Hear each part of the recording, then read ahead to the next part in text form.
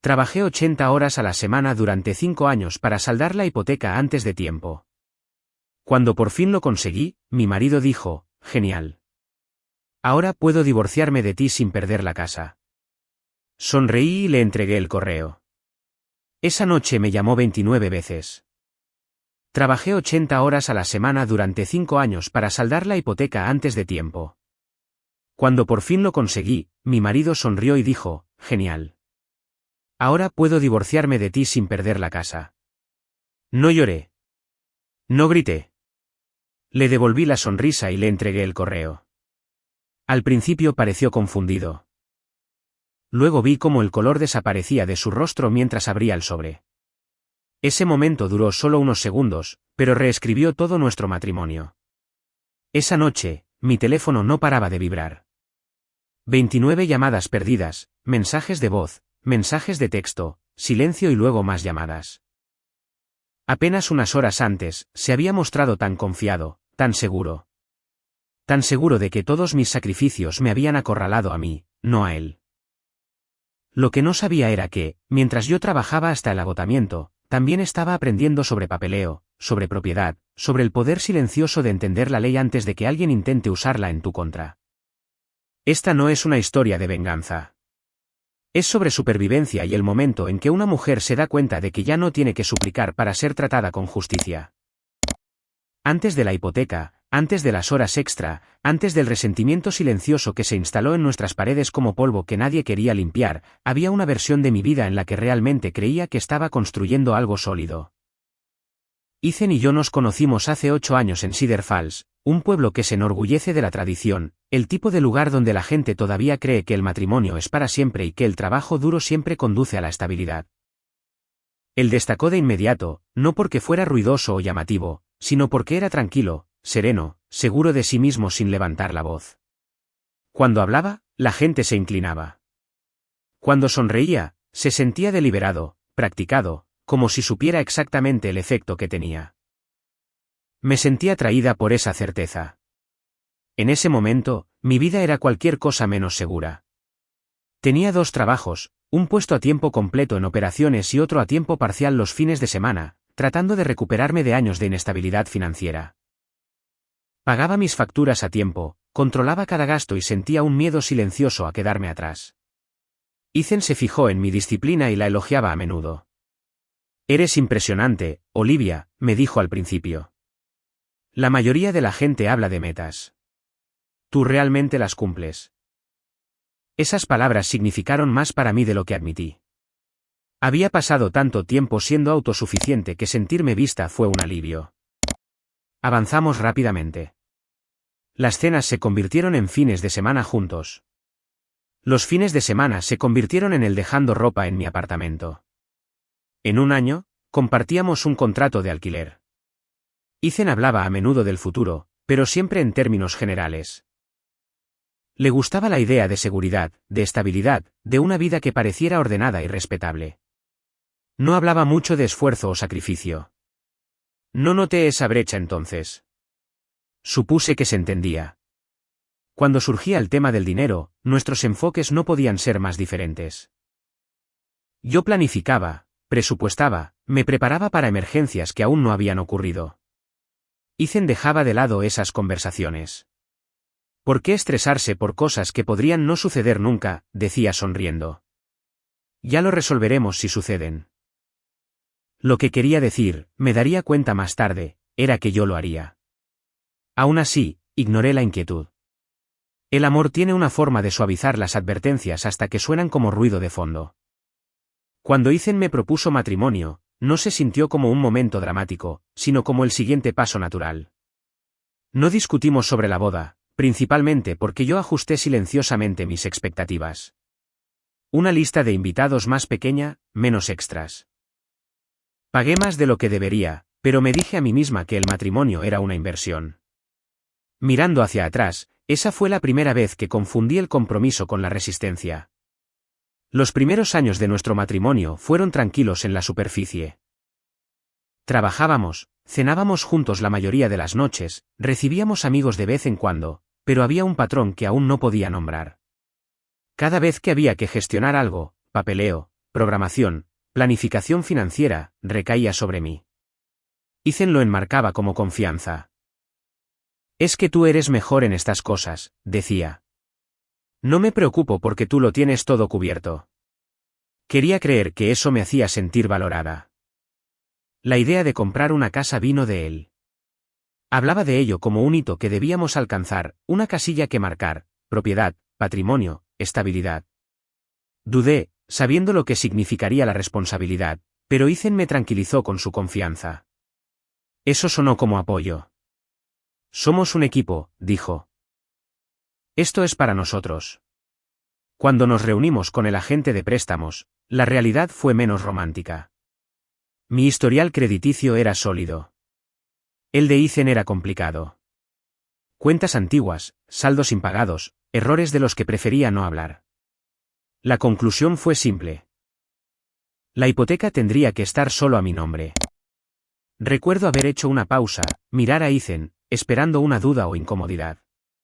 En cambio, me apretó la mano y se rió suavemente. Es solo un tecnicismo, dijo. Un nombre en un papel no define un matrimonio. Quería creer eso. Necesitaba creerlo. Compramos la casa de todos modos. Un lugar modesto con 3 dormitorios, un largo camino de entrada y un pequeño patio trasero que Ethan decía que algún día convertiría en un espacio de entretenimiento.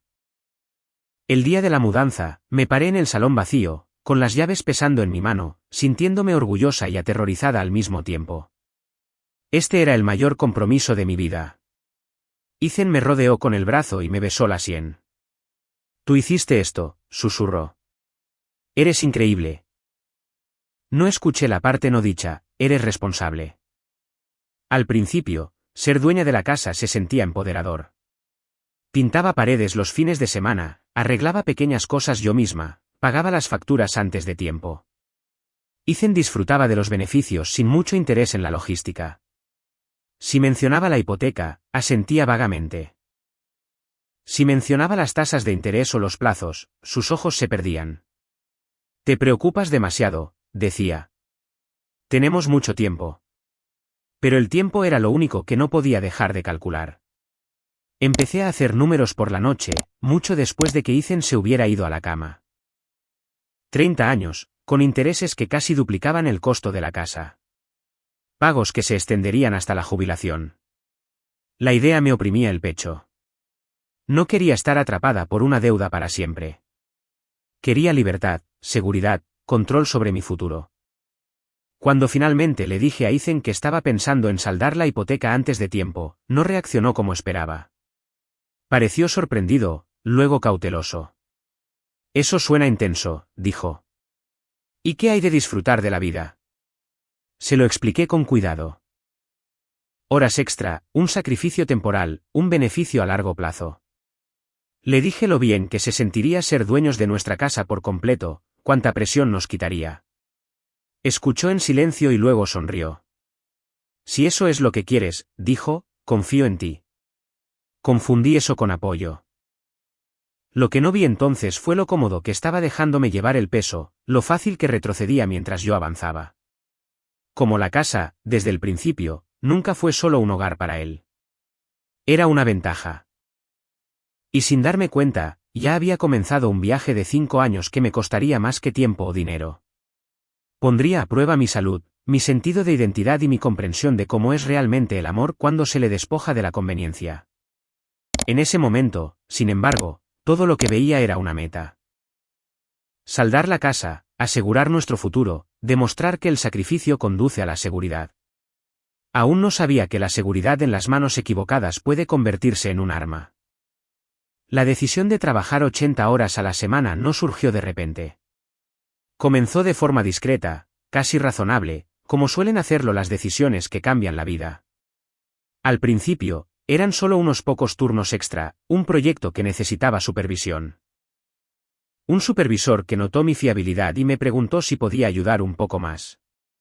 Dije que sí porque siempre decía que sí, porque decir que sí me parecía productivo, responsable, temporal. Me dije a mí misma que no duraría mucho, 1 año, tal vez 2. Lo suficiente para hacer una mella visible en la hipoteca, lo suficiente para sentir el impulso. Ethan no protestó. Eso debería haberme importado más. Cuando le expliqué mi plan en detalle, cómo asumiría las horas extra, cómo solicitaría un puesto mejor pagado, cómo cada dólar extra iría directamente al capital, escuchó con su habitual expresión tranquila. Sin entusiasmo, sin preocupación, solo una silenciosa aceptación. Si eso es lo que quieres, dijo de nuevo, te apoyaré. Apoyo, me daría cuenta más tarde, significaba no interponerse en el camino. Los primeros meses fueron agotadores pero manejables. Me despertaba antes del amanecer, trabajaba durante el almuerzo y volvía a casa después del anochecer. Los fines de semana, cambiaba el descanso por ingresos adicionales. Mi cuerpo se adaptó a regañadientes. Mi vida social desapareció por completo. Mis amigos dejaron de invitarme a salir porque siempre me negaba. Ethan notó los cambios, pero solo cuando le afectaban a él. Ya nunca estás en casa, dijo una noche, medio en broma, medio molesto. Estoy haciendo esto por nosotros, le recordé suavemente. Asintió, me besó en la mejilla y volvió a su teléfono. En casa, nuestras rutinas cambiaron sin discusión. Yo pagaba todas las facturas. Yo controlaba cada pago. Yo me encargaba de las reparaciones, el seguro, los impuestos. Ethan continuó viviendo como si nada hubiera cambiado. Los mismos hábitos de gasto, la misma actitud relajada. Si le pedía que recortara gastos en algo, levantaba una ceja. Tú eres la que elige trabajar tanto, decía. No me castigues por ello. Empecé a dormir menos, a comer mal, a llevar una tensión constante en los hombros. Aún así, cada vez que entraba en la cuenta de la hipoteca y veía bajar el saldo, sentía que valía la pena. El progreso era adictivo. El control era reconfortante. Los elogios del trabajo tampoco venían mal. Los ascensos llegaron rápidamente. Los aumentos le siguieron. La gente admiraba mi disciplina, mi dedicación. Eres imparable, me dijo una vez un colega. En casa, sin embargo, esa palabra se sentía irónica. Ethan se volvió distante de maneras sutiles. Dejó de preguntar por mi día, dejó de esperarme despierto. Si llegaba tarde a casa, la cena ya estaba hecha, a veces sin dejarme un plato.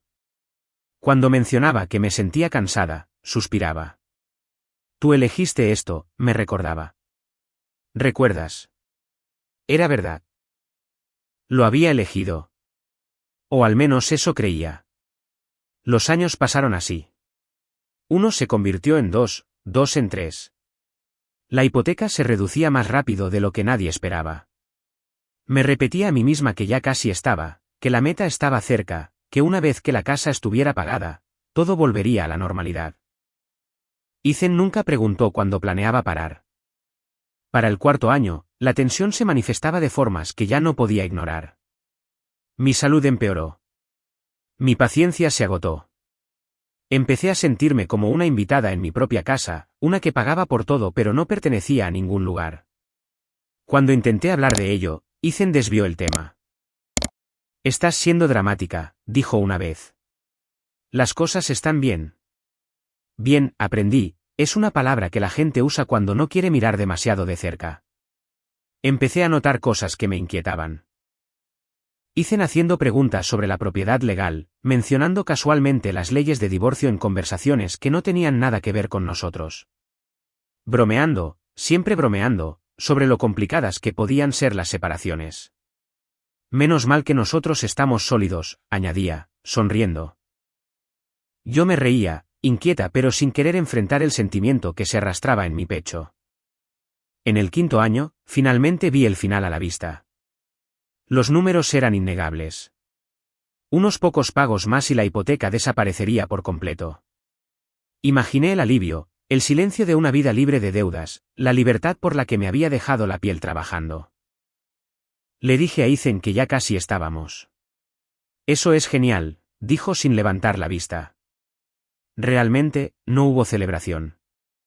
Ni emoción compartida, solo una extraña distancia que aún no podía nombrar. Cuando el pago final se procesó, me senté sola en mi escritorio y miré la pantalla de confirmación. 5 años, miles de horas, festivos perdidos, sueño perdido, versiones de mí misma que nunca recuperaría. Esperaba lágrimas o alegría o algo. Lo que sentí en cambio fue claridad. Esa noche, le dije a Ethan que la casa estaba oficialmente pagada. Sonrió de una manera que nunca antes había visto. No cálida, no orgullosa, calculada. Bueno, dijo con ligereza, eso ha salido perfecto. No entendía a qué se refería. Todavía no. Me fui a la cama esa noche creyendo que había asegurado nuestro futuro. Creyendo que la parte más difícil había terminado. Creyendo que el sacrificio, una vez más, había conducido a la seguridad. No sabía que Ethan había estado esperando este momento exacto. Y no tenía idea de que al día siguiente, con una sola frase, revelaría que mi mayor logro nunca fue compartido. Fue estudiado, anticipado y silenciosamente preparado en mi contra. El día en que la casa quedó oficialmente pagada no se sintió como lo había imaginado durante 5 años. No hubo celebración, ni champán, ni un momento tranquilo de alivio compartido entre dos personas que habían superado algo difícil juntas. En cambio, solo hubo un martes por la tarde ordinario y el sonido de Ethan dejando sus llaves en la encimera como si nada monumental hubiera sucedido. Había impreso la carta de confirmación del banco y la había colocado cuidadosamente sobre la mesa del comedor. Se sentía real de esa manera, tinta sobre papel, una prueba de que la deuda había desaparecido. Prueba de que yo lo había logrado. Es oficial, dije cuando Ethan entró. La hipoteca está completamente pagada. Se detuvo por un momento, solo un momento. Luego sonrió, pero no fue la sonrisa que esperaba. Bueno, dijo casualmente, aflojándose la corbata. Eso ha salido perfecto. Yo, fruncí el ceño. ¿Qué quieres decir? Se encogió de hombros, se sirvió un vaso de agua y se apoyó en la encimera como si estuviéramos hablando del tiempo. Quiero decir que, en cuanto al momento, realmente lo gestionaste de manera eficiente. Algo en su tono hizo que se me encogiera el estómago. Me dejé la piel trabajando durante 5 años, dije. Por supuesto que lo gestioné de manera eficiente. Se rió suavemente. Tranquila, Olivia. Te estoy felicitando. Nos sentamos a cenar, pero el aire se sentía diferente. Pesado, como si algo se contuviera justo debajo de la superficie. Ethan apenas tocó su comida. Me observaba en su lugar, con una expresión pensativa, casi curiosa. Finalmente, se aclaró la garganta. Entonces, dijo, ahora que la casa está pagada, creo que es hora de que hablemos de los siguientes pasos. Levanté la vista. ¿Siguientes pasos? Asintió. Sí, sobre nosotros. Se me oprimió el pecho. ¿Qué pasa con nosotros? Ethan exhaló lentamente, como si hubiera estado ensayando esta conversación durante un tiempo. No creo que este matrimonio esté funcionando ya. Las palabras cayeron en silencio, pero resonaron en mi cabeza. ¿Qué? Pregunté. No es dramático, dijo rápidamente. Es simplemente práctico. Nos hemos distanciado. Siempre estás trabajando. Apenas te veo. Esto ya no se siente como una relación de pareja. Lo miré fijamente, esperando el chiste que nunca llegó. ¿Sabías por qué estaba trabajando?, dije. Lo apoyaste. Te apoyé, interrumpió. Pero eso no significa que me apuntara a esto para siempre. Mi corazón latía con fuerza ahora. Entonces, ¿qué estás diciendo? Inclinó la cabeza, estudiándome. Estoy diciendo que este parece el momento adecuado para terminar las cosas. De forma limpia. De forma limpia, repetí. Después de que yo saldara la casa. Sonrió de nuevo. Esa misma sonrisa calculada. Exactamente, dijo. Ahora puedo divorciarme de ti sin perder la casa. Por un segundo, no pude respirar. Esperé a que el shock se convirtiera en ira, a que mi voz temblara, a que llegaran las lágrimas. Pero en cambio, sucedió algo más. Algo tranquilo y frío se instaló en mi pecho. Planeaste esto, dije en voz baja. Ethan no lo negó. No lo llamaría planear, respondió, más bien paciencia. Paciencia. 5 años de agotamiento, 5 años de sacrificio, y él lo llamaba paciencia. Así que todo este tiempo, dije lentamente, solo estabas esperando. Se encogió de hombros. Tú querías pagarla antes de tiempo. No te detuve. Te beneficiaste de ello, espeté. Y tú también te beneficiaste, dijo con suavidad. Ahora eres dueña de una casa por completo. Me reí una vez, de forma seca y sin humor. No, dije, yo pagué por una casa. Tú solo viviste en ella. El silencio que siguió se sintió peligroso. Ethan se reclinó en su silla, cruzando los brazos. No hagamos esto emocional, dijo. Podemos hacerlo de manera madura. Hablaremos con abogados. Llegaremos a un acuerdo justo. Justo, repetí de nuevo. Me levanté y caminé hacia la mesa. Lenta y deliberadamente, recogí el sobre que había colocado allí antes, el que él aún no había notado. Estoy de acuerdo, dije. Definitivamente deberíamos hablar de papeleo. Ethan pareció sorprendido cuando deslicé el sobre por la mesa hacia él. ¿Qué es esto? Correo, dije simplemente. Llegó hoy. Dudó, luego lo abrió. Observé cómo su expresión cambiaba en tiempo real. La confianza se desvaneció primero, luego el color. Sus manos se congelaron a mitad de página. ¿Qué es esto?, preguntó, con la voz repentinamente tensa. Eso, dije con calma, es algo que preparé mientras tú estabas siendo paciente. Volvió a hojear los documentos, ahora más rápido. Su respiración cambió. ¿Fuiste a un abogado?, preguntó. A varios, respondí. No me lo dijiste. No pensé que necesitara permiso. Ethan se levantó bruscamente. Esto no significa lo que crees que significa. Significa exactamente lo que dice, respondí. Propiedad, contribución, documentación, fechas, firmas. Apretó la mandíbula. Estabas planeando algo a mis espaldas. Encontré su mirada sin pestañear. Me estaba protegiendo. La habitación se sentía más pequeña. La dinámica de poder había cambiado y él podía sentirlo. ¿Crees que esto te da ventaja?, dijo, alzando la voz. ¿Crees que puedes simplemente irte con todo? Creo, dije con cuidado, que me subestimaste. Por primera vez desde que comenzó la conversación, Ethan pareció inquieto.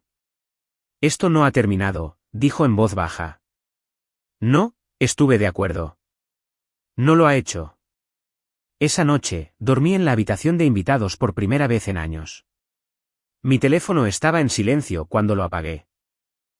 Por la mañana, no paraba de sonar. Llamadas, mensajes de voz, uno tras otro. Para la medianoche, había 29 llamadas perdidas. Y por primera vez en 5 años, me di cuenta de algo importante. La casa estaba pagada. Pero el costo de subestimarme acababa de empezar. No contesté el teléfono. Al principio, fue una decisión consciente. Necesitaba espacio. Necesitaba silencio. Necesitaba unas horas en las que mi sistema nervioso no se preparara para otra frase diseñada para desmantelarme. Pero a medida que las llamadas seguían llegando, algo más reemplazó mi contención, la curiosidad. Ethan llamó una vez, luego 2, luego otra vez. Vi mi teléfono iluminarse en la mesita de noche mientras yacía en la habitación de invitados, mirando al techo, contando mis respiraciones. A la 5ª llamada, dejó un mensaje de voz. Olivia, contesta, dijo, con la voz tensa pero controlada. Tenemos que hablar de esto. A la 10ª llamada, el control se estaba desvaneciendo. Estás malinterpretando los documentos, dijo en otro mensaje. Esto no funciona así. A la 15ª, la frustración se había agudizado. ¿Crees que eres más lista que todos ahora? El matrimonio no funciona así. A la 20ª, su voz sonaba desconocida. Por favor, dijo en voz baja. Solo contesta el teléfono. Me giré de lado y finalmente lo cogí, no para contestar, sino para comprobar el recuento. 29 llamadas perdidas. Puse el teléfono boca abajo y cerré los ojos. No dormí mucho esa noche, no por miedo, sino porque mi mente no dejaba de repasar los últimos 5 años a través de una nueva lente, cada comentario, cada descarte, cada momento en que había sonreído y me había dejado llevar más peso mientras él observaba, esperaba, calculaba. A la mañana siguiente, me desperté temprano e hice café como cualquier otro día. Ethan ya se había ido. Su lado del armario parecía revuelto, como si se hubiera ido con prisa. Solo eso me dijo todo lo que necesitaba saber. Él tampoco había dormido. Al mediodía, comenzaron los mensajes de texto. Tenemos que ser razonables. No involucremos a los abogados innecesariamente. ¿Estás exagerando esto? Llámame. No respondí. En su lugar, conduje al trabajo y solicité un día personal. Luego, conduje directamente al despacho de la abogada cuya tarjeta todavía estaba en mi cartera, la misma que había consultado meses antes, en silencio, metódicamente, mientras Ethan asumía que yo solo estaba cansada. Cuando me senté frente a ella, estudió mi rostro por un momento antes de hablar. ¿Dijo lo que pensabas que diría?, preguntó. Sí, respondí, casi palabra por palabra. Asintió, sin sorpresa. Entonces hiciste lo correcto.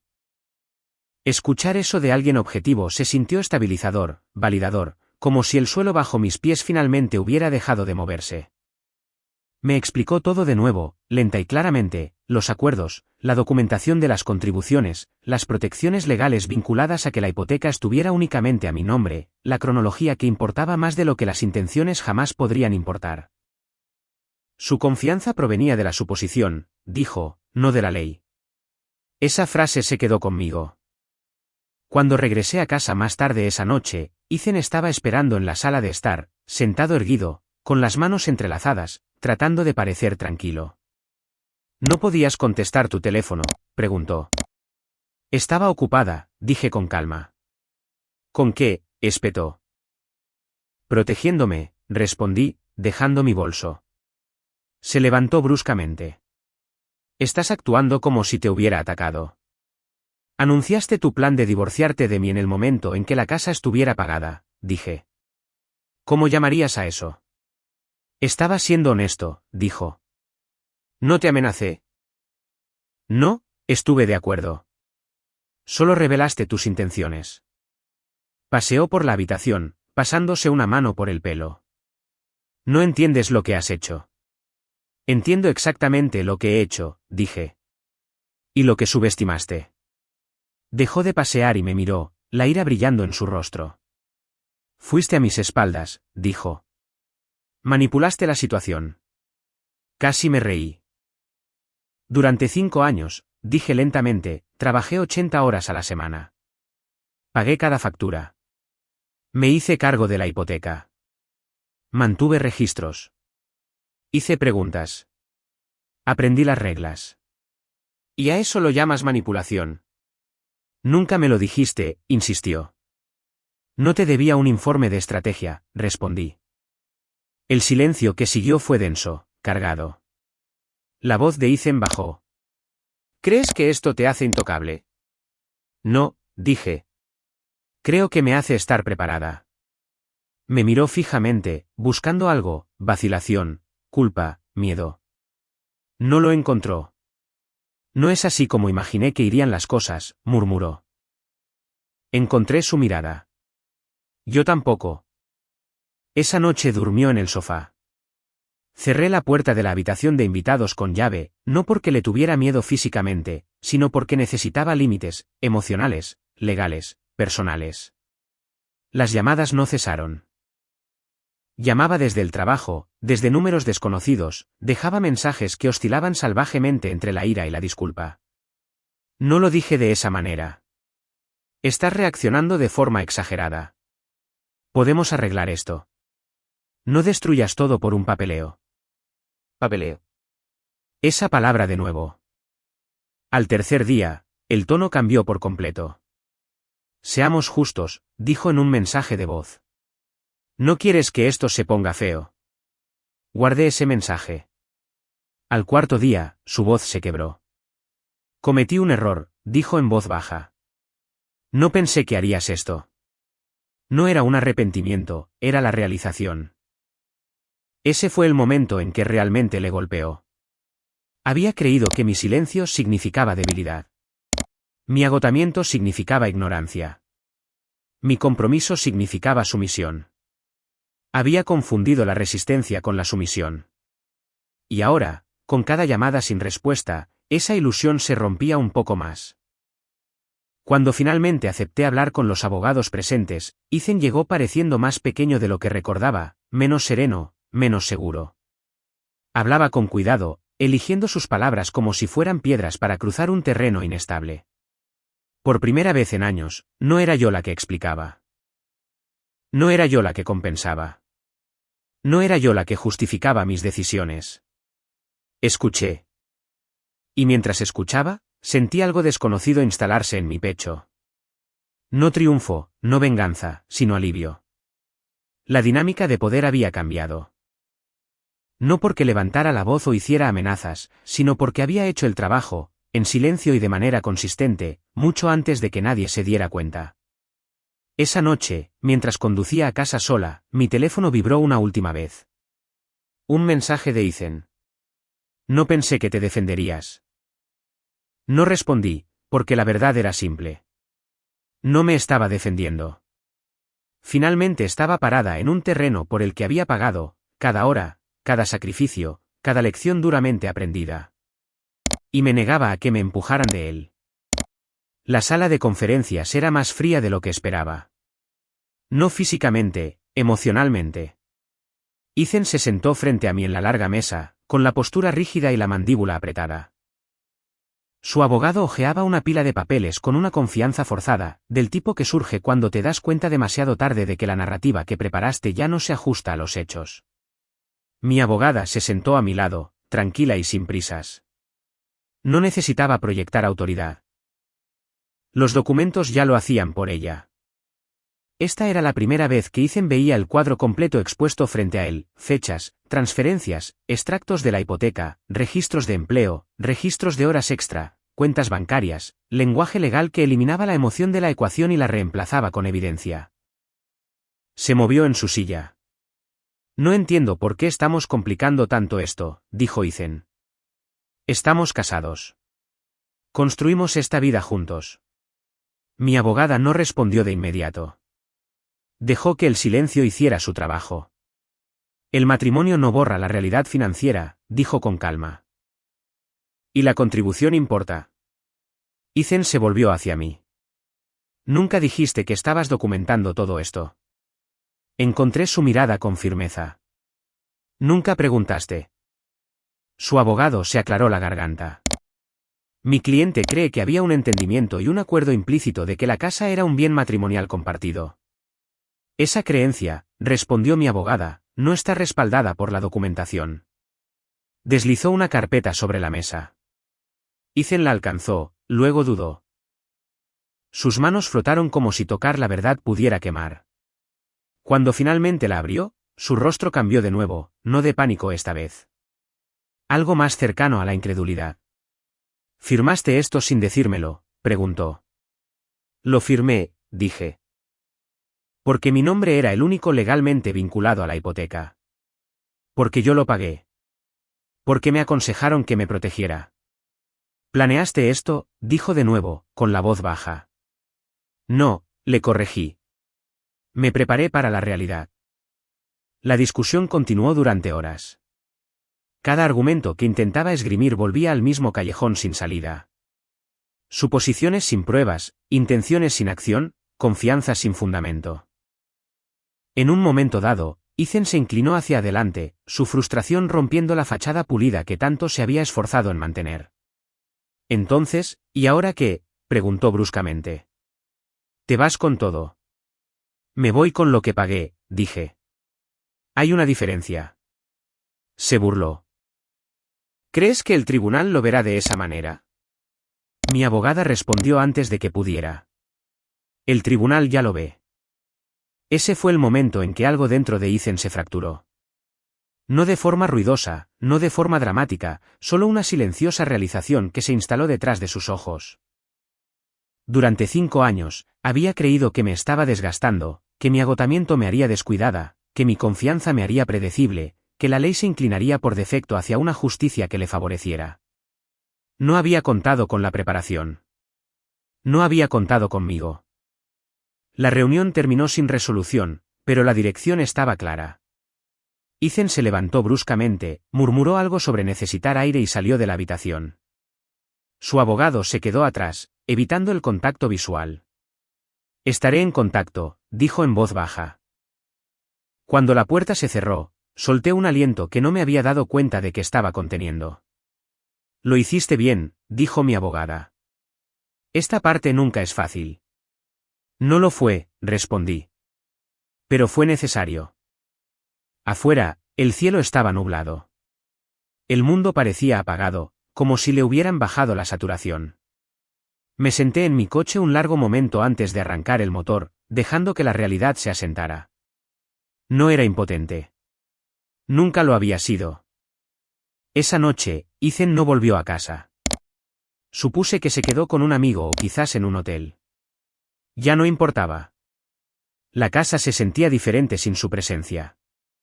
No más vacía, solo más silenciosa, como un espacio que finalmente podía exhalar.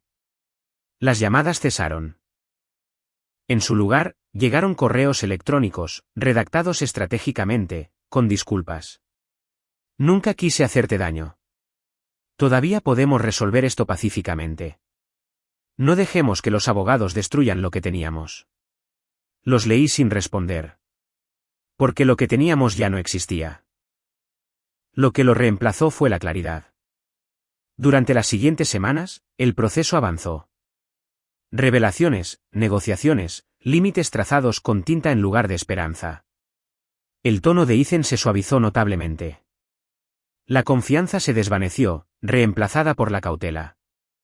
En un momento, durante otra reunión, intentó un enfoque diferente. Te apoyé, dijo en voz baja. Estuve ahí. Lo miré, realmente lo miré, y sentí algo inesperado. No ira, lástima. Me observaste, dije. Eso no es lo mismo. Abrió la boca para responder, luego la cerró de nuevo. No quedaba nada que discutir. Cuando se redactó el acuerdo preliminar, los términos eran claros. Yo conservaba la propiedad de la casa. Mis contribuciones financieras fueron reconocidas. La narrativa que él había construido de sacrificio compartido y participación equitativa se derrumbó bajo el peso de los hechos. Firmó sin mirarme. Después, mientras estábamos en el pasillo, finalmente habló sin estrategia. No pensé que terminaría así, dijo. Asentí. Yo tampoco. Pero a diferencia de él, no tenía miedo de ese final. Porque los finales, había aprendido, no son fracasos. Son revelaciones. Esa noche, caminé lentamente por la casa, habitación por habitación. Toqué las paredes que había pintado, los suelos por los que había pagado, el espacio que me había ganado. Por primera vez desde que nos mudamos, sentí la casa como mía. No legalmente, sino emocionalmente. Ya no estaba definida por el matrimonio. No estaba cargando con las expectativas de otra persona. No estaba esperando permiso para descansar.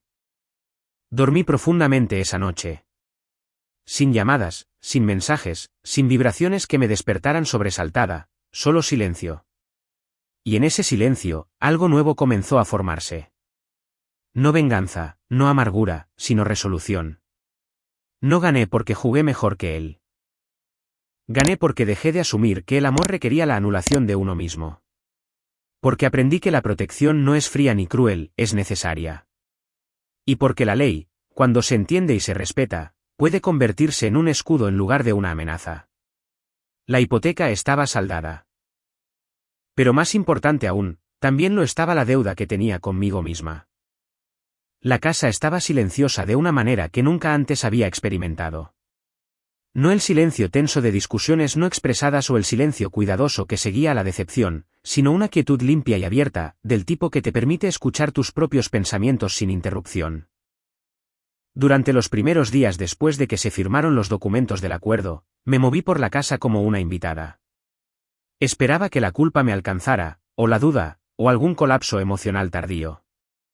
En cambio, lo que sentí fue algo más simple y pesado al mismo tiempo. Agotamiento. No del tipo que el sueño arregla, sino del tipo que se instala en tus huesos después de años de vigilancia. Me tomé un tiempo libre del trabajo por primera vez en 5 años. Tiempo real. No un fin de semana largo disfrazado de recuperación. Apagué mis alarmas, dejé que la luz del sol decidiera cuando me despertaba. Cocinaba lentamente en lugar de tomar lo que fuera rápido y eficiente. Amigos de los que me había distanciado comenzaron a contactarme cuando se enteraron de lo que había sucedido.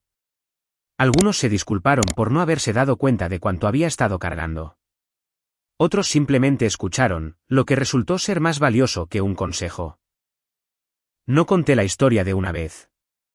La conté en pedazos porque, incluso ahora, todavía estaba aprendiendo a separar los hechos de los sentimientos.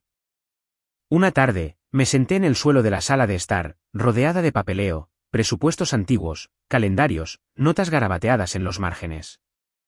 Evidencia de una versión de mí misma que creía que la resistencia era lo mismo que el amor. Me di cuenta de algo incómodo. Había estado orgullosa de cuánto podía cargar. Ese orgullo me había mantenido en silencio más tiempo del que debería. La terapia no era algo que hubiera planeado. Fue algo que mi abogada sugirió casualmente, de la misma manera que alguien sugiere estirar después de una lesión larga. Has estado en modo de supervivencia durante años, dijo. Eso no se apaga automáticamente. Tenía razón. En terapia, hablé sobre el trabajo, sobre el dinero, sobre el control, sobre cómo ser competente se había convertido en mi armadura, cómo medía mi valía en productividad, cómo el descanso se sentía inmerecido a menos que fuera ganado. Hablamos de Ethan, pero no de la manera que la gente espera. No sobre la ira o la culpa, sino principalmente sobre patrones. Cómo el encanto puede coexistir con el derecho adquirido.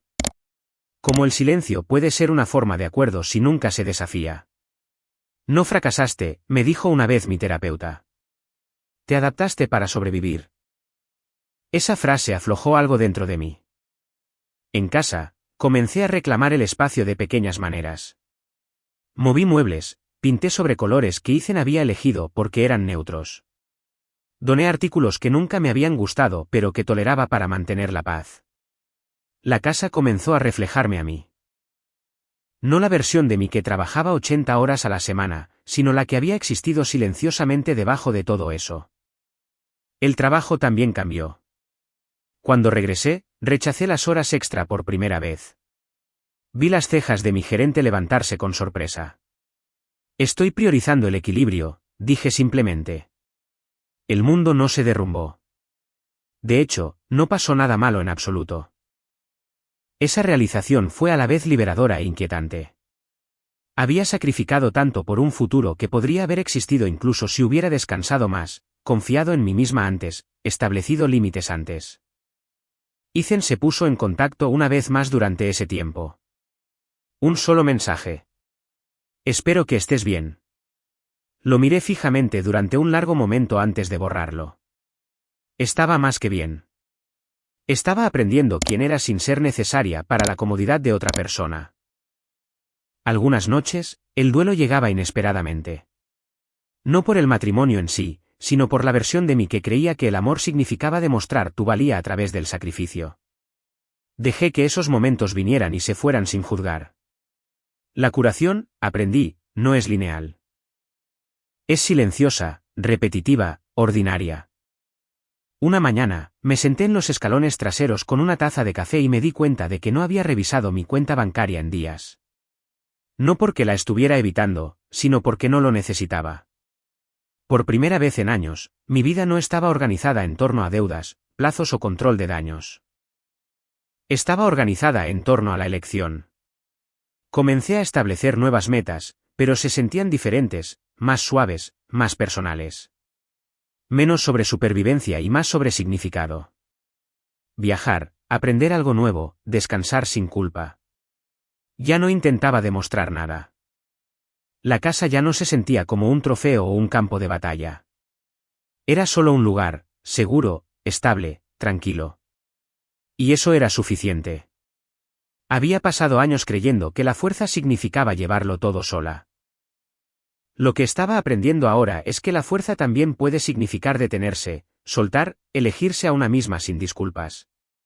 La hipoteca estaba saldada. El matrimonio había terminado. Pero mi vida no se vio disminuida por ese final. Se amplió. A la gente le gusta creer que la traición viene con señales de advertencia, que siempre hay un momento al que puedes señalar y decir, ahí es cuando debería haber sabido la verdad. La verdad es más silenciosa que eso. La traición a menudo se esconde detrás de la normalidad, detrás de las rutinas compartidas, detrás de la suposición de que el amor equivale automáticamente a la justicia.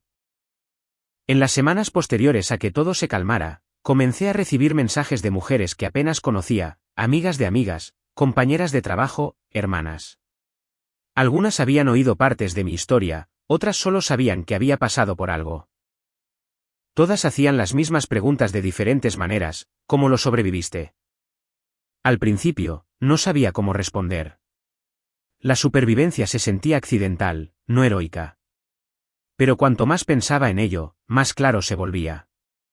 No sobreviví porque fuera más fuerte que nadie. Sobreviví porque aprendí. Y aprendí justo a tiempo. Nadie te enseña lo importante que es el papeleo cuando estás enamorada. Nadie te dice que entender el lenguaje legal no es pesimista, es protector.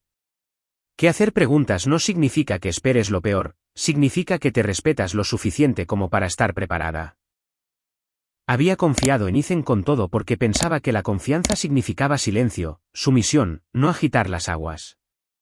Lo que aprendí fue que una verdadera relación de pareja puede soportar la claridad. Si alguien se siente amenazado por la transparencia, eso no es amor, es una ventaja. Mirando hacia atrás, la ley no me salvó. El conocimiento lo hizo. Saber lo que significaba mi nombre en un documento. Conocer mis derechos antes de que alguien intentara reinterpretarlos. Saber cuándo dejar de explicarme y empezar a escuchar con atención. Solía pensar que las conversaciones legales eran frías, poco románticas, algo que la gente solo necesitaba cuando las cosas iban mal. Ahora entiendo que son simplemente otro idioma, uno que habla cuando las emociones son manipuladas y las palabras son torcidas. Cuando me reuní con mi abogada, nunca levantó la voz, nunca prometió venganza. Se centró en los hechos, en los límites, en proteger mi futuro, no en castigar mi pasado. Esa firmeza me ancló cuando todo lo demás se sentía inestable. Y cambió mi forma de ver el poder. El poder no es ruidoso. No se anuncia a sí mismo. No necesita intimidar. El poder es saber dónde estás parada cuando alguien más intenta desequilibrarte. Comencé a notar con qué frecuencia se anima a las mujeres a ser complacientes en lugar de informadas. A mantener la paz en lugar de mantener registros. A asumir la justicia en lugar de verificarla. Dejé de hacer eso. No solo en las relaciones, sino en todas partes. En el trabajo, comencé a leer los contratos en lugar de hojearlos. A hacer preguntas sin disculparme por ocupar espacio. A establecer expectativas en lugar de esperar que la gente las intuyera. En las amistades, noté quién respetaba mis límites y quién se beneficiaba de que yo no tuviera ninguno. Algunas conexiones se desvanecieron, otras se profundizaron. No me volví más fría. Me volví más clara. Hay una diferencia. Una tarde, meses después, me encontré inesperadamente con Ethan en un supermercado al otro lado de la ciudad.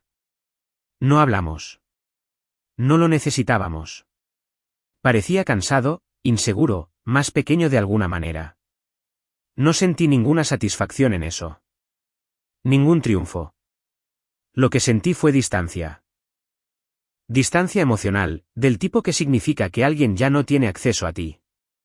Eso, me di cuenta, era la libertad. La libertad no es ganar.